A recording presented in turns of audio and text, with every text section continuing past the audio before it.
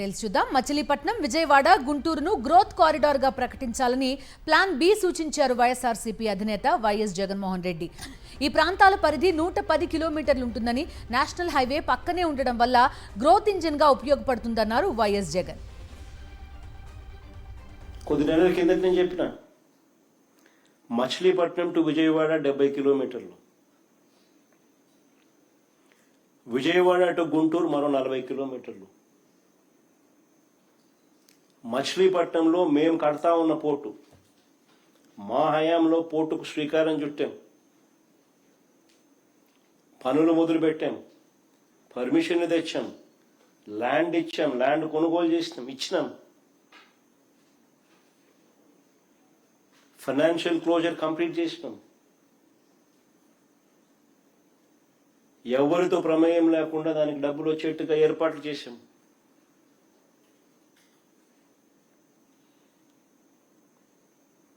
ఈరోజు చెన్నై అనేది port city, Bombay అనేది ఈరోజు పోర్ట్ సిటీ. ప్లాన్ బి కింద మేము చెప్పినాం మచిలీపట్నం టు విజయవాడ 70 కిలోమీటర్లు, విజయవాడ టు గుంటూరు మరో 40 కిలోమీటర్లు, మొత్తం ఈ 110 కిలోమీటర్లు నేషనల్ హైవే రోడ్డు ఉంది. ఈ నేషనల్ హైవేకు కాస్త అటు ఇటుగా ఈ మొత్తం క్యాపిటల్ ఏరియా కింద డిక్లేర్ చేయండి. మచిలీపట్నం నుంచి ఎంఏ తీసుకోండి, విజయవాడ నుంచి విఐ తీసుకోండి, గుంటూరు నుంచి జియుఎన్ తీసుకోండి, మావి గన్ అని పేరు పెట్టండి. మచిలీపట్నం, విజయవాడ, గుంటూరు, మా వి గన్. సరే, గన్ అంటే బాగుండదు నీకు, అది జగన్ అనేది గుర్తుకొస్తుంది లేదనుకుంటే సరే వేరే పేరు పెట్టండి.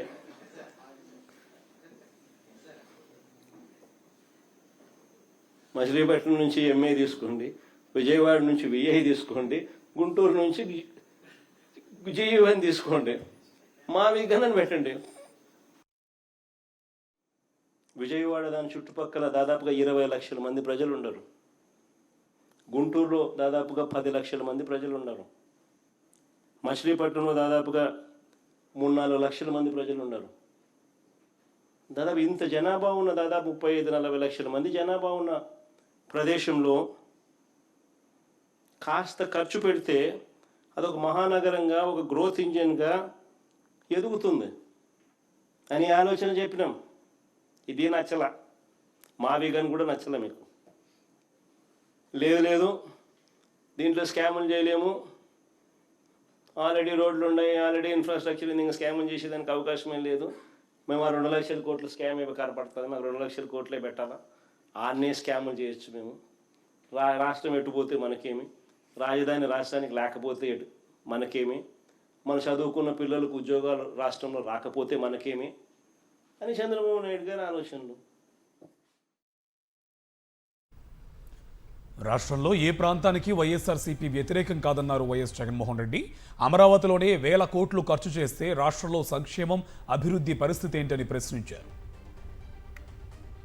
వైఎస్ఆర్సీపీ ఈ ప్రాంతానికే కాదు, రాష్ట్రంలో ఏ ప్రాంతానికి అప్పుడు, ఇప్పుడు, ఎప్పుడు వ్యతిరేకం కాదు అనే విషయం స్పష్టంగా మరొకసారి చెప్తా ఉన్నా.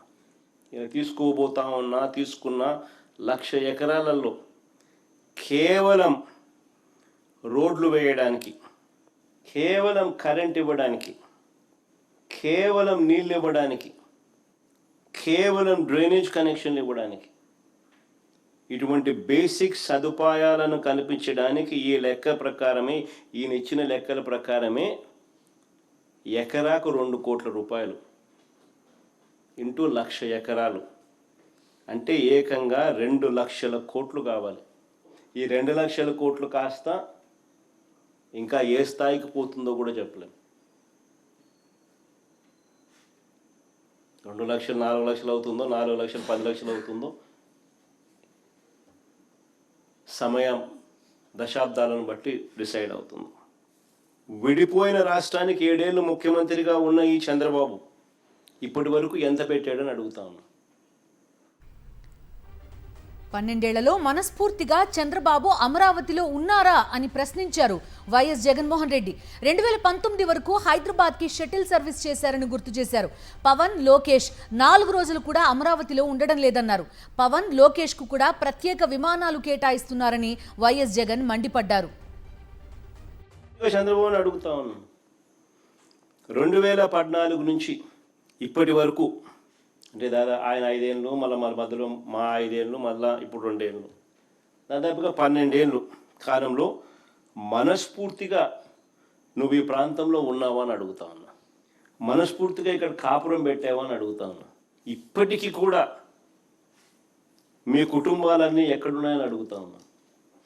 2019 వరకు హైదరాబాదుకు షటిల్ సర్వీస్, 2019 వరకు కూడా ఒక పక్క ఆయన ముఖ్యమంత్రిగా ఉంటూ మరోవైపున ప్రతిపక్ష నాయకుడిగా ఎన్నికల వరకు వీళ్ళ అడ్రస్ అంతా హైదరాబాదే. ఇప్పుడు కూడా వారానికి 2 రోజులు, వారానికి 5 రోజులే ఇక్కడ. ఈయన పవన్ కళ్యాణ్, ఈయన కొడుకు అయితే అది కూడా వారానికి 4 రోజులు ఉంటే గొప్ప సంగతి. పవన్ కళ్యాణ్ అయితే అసలు ఆయన ఎప్పుడు ఉంటాడో కూడా తెలియదు. ప్రత్యేకంగా ఒక్కొక్కరికి ఒక్కొక్క విమానం, షటిల్ సర్వీస్. ఇవన్నీ వాస్తవాన్ని నేను చెప్పేటివి. అసెంబ్లీలో దుమ్మెత్తిపోయాలి అని ఒక ఆరాటంతో మమ్మల్ని తిడతారు తప్ప మేము అడిగే ప్రతి ప్రశ్న వాస్తవంగా లోతైన ప్రశ్నలు.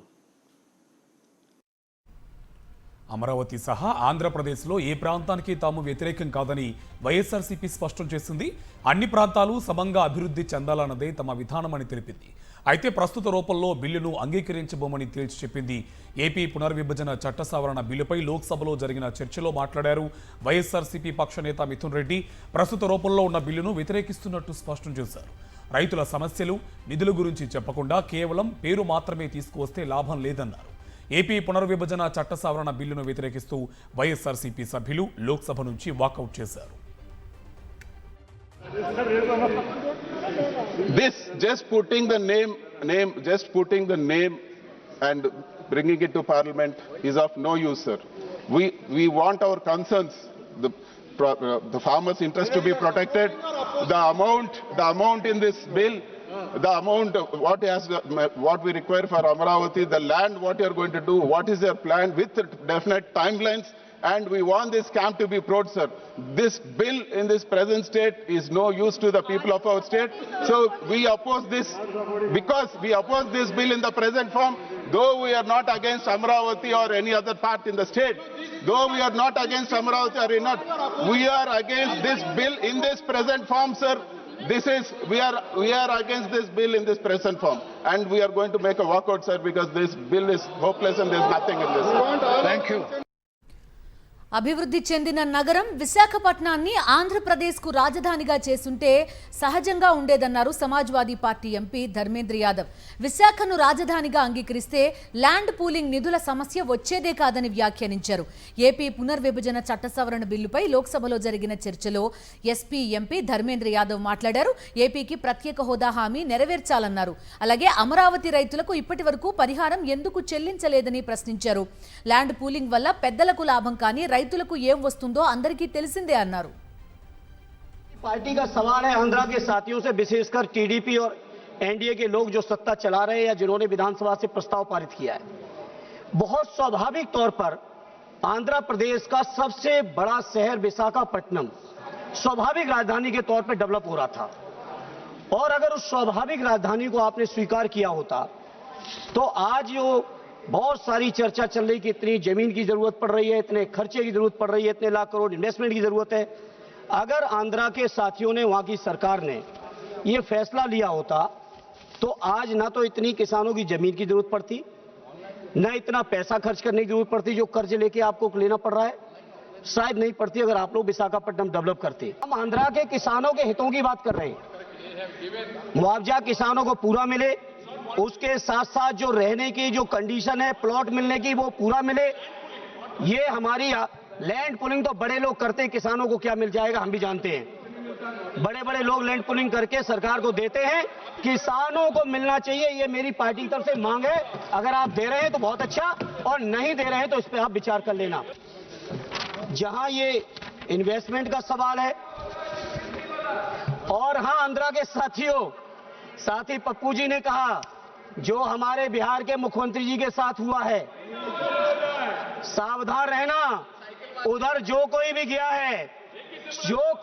है, साइकिल वालों इधर आ जाओ। उधर जो कोई भी गया उसका बुरा हाल हुआ है। बैठे हैं हमारे शिंदे साहब भी बैठे हैं, नीतीश जी की भी पार्टी के लोग बैठे हैं। आंध्रा के लोगों, आप लोग अलर्ट रहना, ये हमारी आपसे मांग है। माननीय अध्यक्ष जी, ఏపీ విభజన సమయంలో టీడీపీ 5 ఏళ్లు ప్రత్యేక హోదా కోరింది. అప్పుడు శివసేన, టీడీపీ, ఎన్డీఏ భాగస్వామ్య పక్షాలుగా ఉన్నాయని గుర్తు చేశారు ఉద్ధవ్ సేన ఎంపీ అరవింద్ సావంత్. అప్పుడు 5 ఏళ్లు హోదా కావాలని పదే పదే అడిగారు. ఇప్పుడు ఆ అంశాన్ని ఎందుకు ప్రస్తావించడం లేదని నిలదీశారు ఉద్ధవ్ సేన ఎంపీ అరవింద్ సావంత్. 5 बरस तक खेलते रहे आपके साथ में, ये हर वक्त खड़े रह के बोलते थे कि स्पेशल स्टेटस दे दो। वो स्पेशल स्टेटस देने के लिए आपकी पार्टी ने इतना समय लिया, वो भी ध्यान में रखना, क्योंकि वो तो बेचारे बहुत तड़पते रहे। 5 बरस तक I have not yielded, sir. I have not yielded. The fact I am telling you the fact. The fact is that Chandrababu Naidu was very eager. I mean, मुझे याद है उस बात की. आज हम लोग उनको भी भूल रहे, टीआरएस को, जिन्होंने इसका विभाजन किया। वो जो कानून बनाया गया उस वक्त हम लोग नहीं थे, लेकिन विभाजन के बाद में जब हम चुनकर आए तो तेलुगु देशम पार्टी और Shiv Sena party were together with the BJP party. We were in alliance, and they were demanding for 5 years. I was listening the same demand कि भैया हमें स्पेशल स्टेटस दे दो, हमें स्पेशल स्टेटस दे दो. आखिर तक नहीं हुआ. आज पता नहीं, चलो देर आए दुरुस्त आए, आपके सरकार के मन में आया है, अच्छी बात है, उसका स्वागत करता हूं. ఆంధ్రప్రదేశ్లో ప్రభుత్వ పాఠశాలల్లో విద్యార్థుల సంఖ్య గణనీయంగా తగ్గుతున్నట్టు కేంద్ర ప్రభుత్వం వెల్లడించింది. ఈ మేరకు వైఎస్ఆర్సీపీ ఎంపీ వైవి సుబ్బారెడ్డి అడిగిన ప్రశ్నకు కేంద్ర విద్యాశాఖ సహాయ మంత్రి జయంత్ చౌదరి సమాధానమిచ్చారు.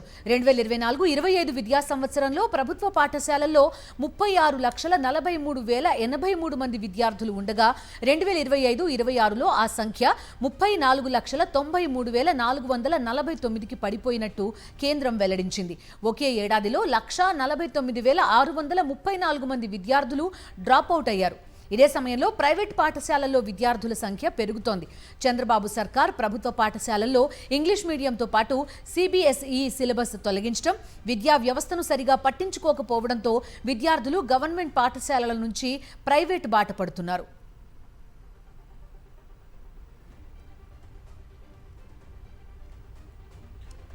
ముఖ్యమంత్రి రేవంత్ రెడ్డి కేరళం ఎన్నికల ప్రచారంలో పాల్గొన్నారు. తిరువనంతపురంలో రోడ్ షో నిర్వహించారు. లాగ్ జంక్షన్ నుంచి ముట్టతారా వరకు రేవంత్ రెడ్డి రోడ్ షో నిర్వహించారు. ఈ సందర్భంగా పినరయి విజయన్ సర్కార్పై రేవంత్ విమర్శలు గుప్పించారు. మోదీకి పినరయి విజయన్ కు పెద్ద తేడా లేదన్నారు. కేరళం ప్రజలు ఈసారి కాంగ్రెస్ పార్టీకి అవకాశం ఇవ్వాలని కోరారు. కేరళం సమగ్ర అభివృద్ధికి కాంగ్రెస్ పార్టీ కట్టుబడి ఉందన్నారు రేవంత్ రెడ్డి.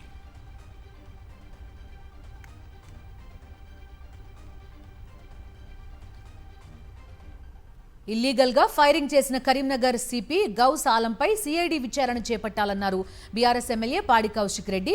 ఎస్హెచ్ఓల నుంచి డబ్బులు వసూలు చేస్తున్న పోలీస్ అధికారి గౌస్ ఆలంపై సిఐడి విచారణ వేయాలి కదా అని ప్రశ్నించారు. తన మీద పెట్టిన సిఐడి కేసు బీఆర్ఎస్ అధికారంలోకి వచ్చిన తర్వాత పోలీసుల మెడకే చుట్టుకుంటుందని హెచ్చరించారు పాడి కౌశిక్ రెడ్డి.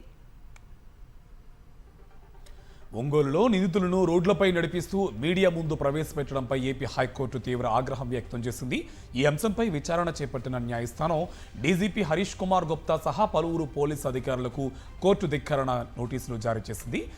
తన కుమారుణ్ణి అక్రమ కేసులు ఇరికించి రోడ్లపై నడిపించారని ఆరోపిస్తూ ఒంగోలుకు చెందిన షేక్ షాహినా హైకోర్టును ఆశ్రయించారు. పిటిషనర్ తరపున న్యాయవాది జడా శ్రవణ్ కుమార్ వాదనలు వినిపించారు. నిందితులను రోడ్లపై నడిపించరాదని గతంలో హైకోర్టు, సుప్రీంకోర్టు స్పష్టం చేసినప్పటికీ పోలీసులు ఆదేశాలను ఉల్లంఘించారని ఆయన పేర్కొన్నారు. ఈ కేసులో తదుపరి విచారణను హైకోర్టు 4 వారాలకు వాయిదా వేసింది. టీటీడీ చైర్మన్ బీఆర్ నాయుడు తన పదవికి వెంటనే రాజీనామా చేయాలని డిమాండ్ చేశారు వైఎస్ఆర్సీపీ నాయకులు. అనైతిక చర్యలు చేస్తున్న బీఆర్ నాయుడును చంద్రబాబు వెంటనే పదవి నుంచి తొలగించాలన్నారు. టీటీడీ చైర్మన్ తక్షణమే రాజీనామా చేయాలంటూ ఈ నెల 4న రాష్ట్ర వ్యాప్తంగా ఉన్న ఆలయాల్లో ప్రత్యేక పూజలు చేయనున్నట్టు ప్రకటించారు. ఇప్పటికైనా చంద్రబాబు, పవన్ కళ్యాణ్ కు బుద్ధి ప్రసాదించాలని దేవుణ్ణి వేడుకోనున్నట్టు తెలిపారు వైఎస్ఆర్సీపీ నాయకులు. అమరజీవి పొట్టి శ్రీరాములు స్మృతి చిహ్నాన్ని ప్రభుత్వమే నిర్వహించాలని కోరుతూ విజయవాడలో సిపిఐ పార్టీ ఆధ్వర్యంలో రౌండ్ టేబుల్ సమావేశం ఏర్పాటు చేశారు. హైదరాబాద్లో బిర్లా ప్లానిటోరియం మాదిరి పొట్టి శ్రీరాములు ప్లానిటోరియం ఏర్పాటు చేయాలన్నారు సిపిఐ రాష్ట్ర కార్యదర్శి జి ఈశ్వరయ్య. పొట్టి శ్రీరాములు త్యాగానికి తూట్లు పొడిచిన వ్యక్తి చంద్రబాబు అని గుర్తు చేశారు మాజీ ఎమ్మెల్యే మల్లాది విష్ణు. ఆంధ్ర రాష్ట్రం కోసం ప్రాణాలను త్యాగం చేసిన పొట్టి శ్రీరాములు విగ్రహం ఏర్పాటుకు టీడీపీ ప్రభుత్వంలో చందాలు వసూలు చేశారని, ఆయనకు చంద్రబాబు ఇచ్చే గౌరవం ఇదేనా అని ప్రశ్నించారు వెల్లంపల్లి శ్రీనివాస్. మాజీ ముఖ్యమంత్రి వైఎస్ జగన్మోహన్ రెడ్డి జన్మదినం రోజు వైఎస్ఆర్సీపీ కార్యకర్త కోటిరాజు చేపట్టిన బైక్ యాత్ర మడకశిర నియోజకవర్గానికి చేరుకుంది.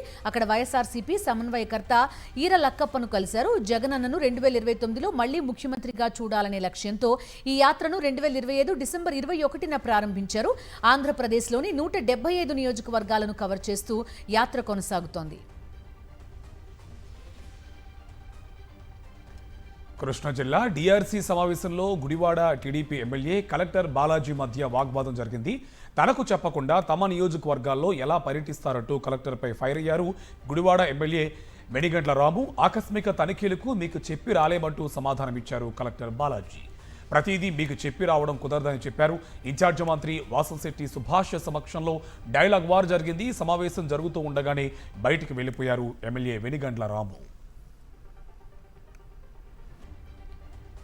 గుంటూరు జిల్లా మంగళగిరిలోని జనసేన కార్యాలయం దగ్గర కాపు కార్పొరేషన్ విదేశీ విద్యా దీవెన బాధితుల సంఘం ధర్నా నిర్వహించింది. కాపు కార్పొరేషన్ విదేశీ విద్యా దీవెనకు సంబంధించిన 90 కోట్ల పెండింగ్ నిధులను ప్రభుత్వం వెంటనే విడుదల చేయాలని డిమాండ్ చేశారు. కూటమి ప్రభుత్వం కాపు కార్పొరేషన్కు హామీ ఇచ్చిన ప్రకారం ఏడాదికి 3,000 కోట్ల చొప్పున 2 ఏళ్లు 6,000 కోట్లు వెంటనే విడుదల చేయాలన్నారు. ఎన్టీఆర్ జిల్లా ఇబ్రహీంపట్నం పెర్రి ఇసుక రేవులో యథేచ్ఛగా అక్రమ తవ్వకాలు జరుగుతున్నాయి. రోజుకు 200 ట్రాక్టర్లు ఇసుక తరలిస్తున్నట్టు స్థానికులు చెప్తున్నారు. అధికార పార్టీ నేతల ఆధ్వర్యంలో అక్రమ రవాణా జరుగుతున్నట్టు ఆరోపిస్తున్నారు. స్థానికుల ఫిర్యాదుతో మైనింగ్, రెవెన్యూ, పోలీసు శాఖలు సంయుక్తంగా దాడులు చేశాయి. 10 ట్రాక్టర్లు, 5 పడవలు, 2 జేసీబీలను సీజ్ చేశారు అధికారులు. శ్రీకాకుళం జిల్లా హిరమండలంలో సంచలనం సృష్టించిన బాలిక అత్యాచారం హత్య కేసులో నిందితుడు వెంకటేశ్వరరావును పోలీసులు అరెస్ట్ చేశారు. ఎస్కోటకు చెందిన వెంకటేశ్వరరావు సివిల్ కాంట్రాక్టర్గా పనిచేస్తున్నాడు. వైజాగ్లోని సుజాత నగర్లో బాలికపై లైంగిక దాడి చేసి అనంతరం గొంతు నులిమి హత్య చేసినట్టు విచారణలో గుర్తించారు పోలీసులు. నిందితుడిపై పోక్సో చట్టంతో పాటుగా హత్య కేసు నమోదు చేసినట్టు పోలీసులు తెలిపారు. మరికొంతమంది బాలికలపై కూడా నిందితుడు లైంగిక దాడికి పాల్పడ్డాడనే అనుమానాలున్నాయని, ఆ దిశగా దర్యాప్తు కొనసాగుతోందని పోలీసులు వెల్లడించారు. విజయవాడ టెర్రర్ లింక్ కేసులో 5 నిందితులను కస్టడీకి తీసుకున్నారు పోలీసులు. నిందితులను రాజమండ్రి సెంట్రల్ జైలు నుంచి ప్రభుత్వ ఆసుపత్రికి తరలించారు. అక్కడ వైద్య పరీక్షలు పూర్తయిన తర్వాత విజయవాడకు తరలించారు. విజయవాడ 2 టౌన్ స్టేషన్లో నిందితులను విచారిస్తున్నారు పోలీసులు. తెలంగాణ వ్యాప్తంగా చికెన్ షాపులు అన్నీ మూతపడ్డాయి. డీలర్లకు ఇవ్వాల్సిన పర్సంటేజ్ను తగ్గించడంతో తెలంగాణ చికెన్ సెంటర్ల అసోసియేషన్ బంద్కు పిలుపునిచ్చింది. ఈ మేరకు చికెన్ షాపులు స్వచ్ఛందంగా బంద్ పాటించాయి. గతంలో ఉన్నట్లుగానే చికెన్ షాపులకు ఇచ్చే మార్జిన్ను కొనసాగించాలని వ్యాపారులు విజ్ఞప్తి చేస్తున్నారు. చికెన్ షాపులు మూతపడడంతో మాంసాహార ప్రియులు ఇబ్బందులు ఎదుర్కొంటున్నారు.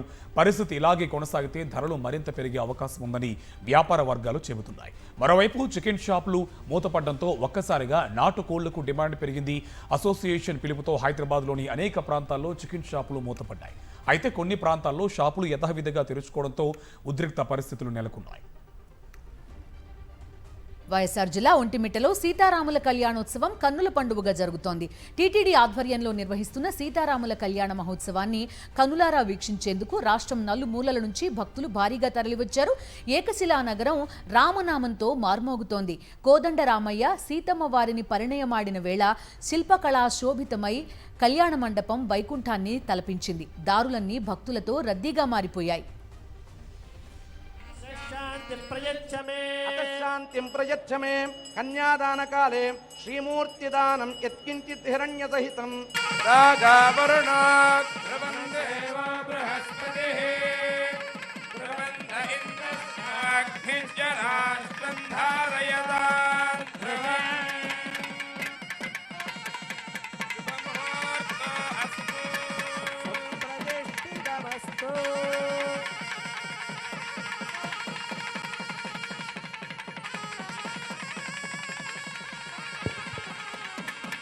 పశ్చిమాసియా యుద్ధంపై భద్రతా వ్యవహారాల కేబినెట్ కమిటీ కీలక సమీక్ష చేపట్టింది. ప్రధాని నరేంద్ర మోదీ అధ్యక్షతన సిసిఎస్ భేటీ అయింది. మధ్యప్రాచ్యంలో యుద్ధ పరిస్థితులు, జాతీయ భద్రత తదితర అంశాలను సమీక్ష నిర్వహిస్తున్నారు. దేశంలో చమురు రవాణా, లభ్యత, ఆర్థిక స్థిరత్వం వంటి కీలక అంశాలపై చర్చిస్తున్నారు. సీనియర్ కేబినెట్ మంత్రులతో పాటు పలువురు ఉన్నతాధికారులు ఈ భేటీకి హాజరయ్యారు. 10 రోజుల వ్యవధిలో సిసిఎస్ భేటీ కావడం ఇది రెండోసారి. జన్ విశ్వాస చట్ట సవరణ బిల్లుపై అభ్యంతరాలు వ్యక్తం చేశారు తిరుపతి వైఎస్ఆర్సీపీ ఎంపీ గురుమూర్తి. చట్టపరమైన శిక్షలు తగ్గించడం వల్ల ఉల్లంఘనలు మరింత పెరిగే అవకాశం ఉందన్నారు. జైలుకు బదులు జరిమానా విధించడం వల్ల భద్రతా ఉల్లంఘనలు జరగొచ్చన్నారు గురుమూర్తి. Inland Vessels Act Amendment Section 63 expands scope to include offences and contrivances, strengthening enforcement, madam. There is a ground level regulatory capture may happen, madam. So in chapter 16, punishment reflects stricter enforcement intent, madam. However, blanket shift towards monetary penalties instead of imprisonment may dilute deterrence in safety critical violations, madam. Modi సర్కార్ ప్రతిష్టాత్మకంగా తీసుకున్న కీలక బిల్లుల కోసం parliament ప్రత్యేకంగా సమావేశం కానుంది. ఈ నెల 15, 16, 17వ తేదీల్లో స్పెషల్ సెషన్ నిర్వహించే అవకాశం ఉందని కేంద్ర ప్రభుత్వ వర్గాలు వెల్లడించాయి.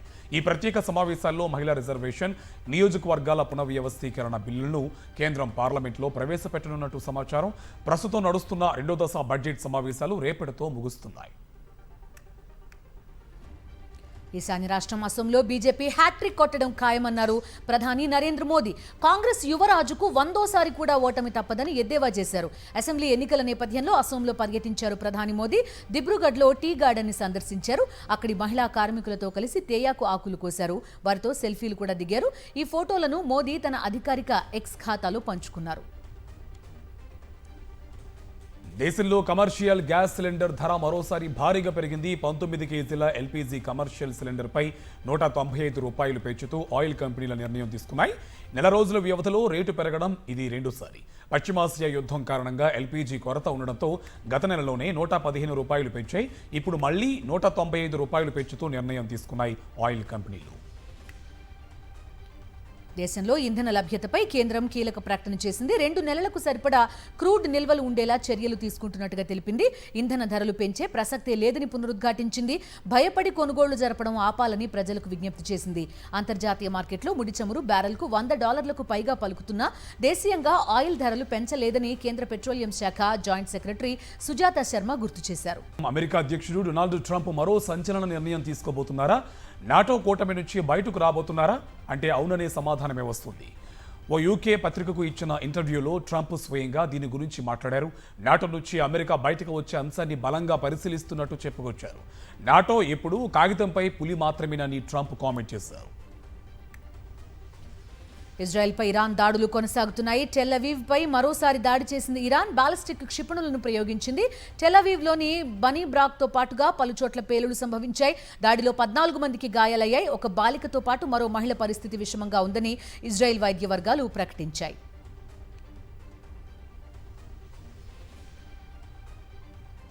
అటు ఖతార్ పైన మరోసారి క్షిపణి దాడి చేసింది ఇరాన్. ఖతార్ ఎనర్జీ హబ్ పై ఇరాన్ క్షిపణులతో విరుచుపడింది. ఆయిల్, గ్యాస్ కంపెనీల లక్ష్యంగా ఇరాన్ దాడులు కొనసాగుతున్నాయి. ఈ దాడిలో ఎలాంటి ప్రాణ నష్టం జరగలేదన్న ఖతార్ తెలిపింది. అయితే గ్యాస్ కంపెనీకి భారీ నష్టం వాటిల్లినట్టు పేర్కొంది. హార్ముజ్లో మరో ఆయిల్ ట్యాంకర్పై దాడి చేసింది ఇరాన్. దోహాకు 17 నాటికల్ మైల్స్ దూరంలో ఈ దాడి జరిగింది. ఇరాన్ దాడిలో నౌక ముందు భాగం దెబ్బతింది. అయితే నౌకలోని ఆయిల్ సముద్ర జలాల్లో కలవలేదని యూకే మారిటైమ్ ట్రేడ్ స్పష్టం చేసింది. ఈ దాడిలో ఎలాంటి ప్రాణ నష్టం జరగలేదని తెలిపింది. ఇరాన్తో యుద్ధంపై ట్రంప్ కీలక వ్యాఖ్యలు చేశారు. దౌత్యపరమైన పురోగతి సాధిస్తే రాబోయే 2-3 వారాల్లో యుద్ధం ముగియవచ్చన్నారు. యుద్ధాన్ని ముగించేందుకు ఇరాన్ అమెరికాతో ఒప్పందం చేసుకోవాలని అనుకుంటుందని తెలిపారు. ఇరాన్ వద్ద అణ్వాయుధాలు ఉండకూడదని, ఆ దేశం వద్ద ఉన్న యురేనియంను స్వాధీనం చేసుకుంటానని ట్రంప్ స్పష్టం చేశారు.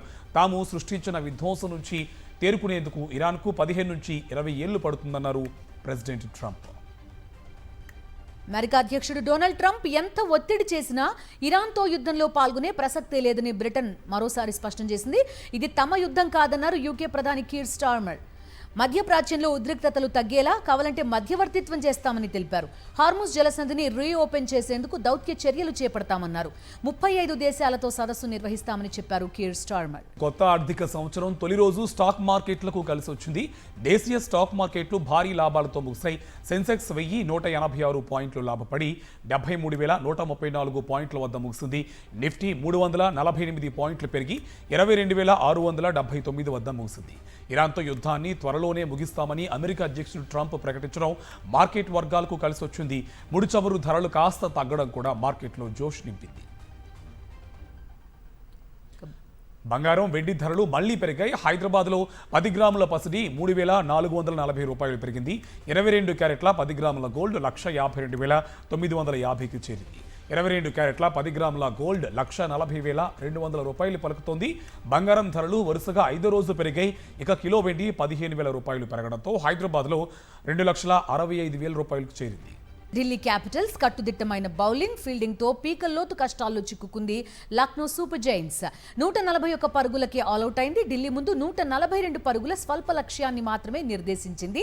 37 పరుగుల వద్ద తొలి వికెట్ కోల్పోయిన లక్నో ఆటగాళ్లు ఆ తర్వాత వరుసగా పెవిలియన్ బాట పట్టారు. 71 పరుగుల వద్ద 5వ వికెట్ కోల్పోయాక కొద్దిసేపు నిలకడగా ఆడారు. మళ్లీ 105 పరుగుల వద్ద కుల్దీప్ యాదవ్ బౌలింగ్ లో ముకుల్ యాదవ్ అవుట్ అయ్యాడు. ఆ తర్వాత మళ్లీ వరుసగా పెవిలియన్ బాట పట్టారు. మరో 8 బంతులు మిగిలి ఉండగానే 141 పరుగుల వద్ద ఆల్అౌట్ అయింది లక్నో టీం.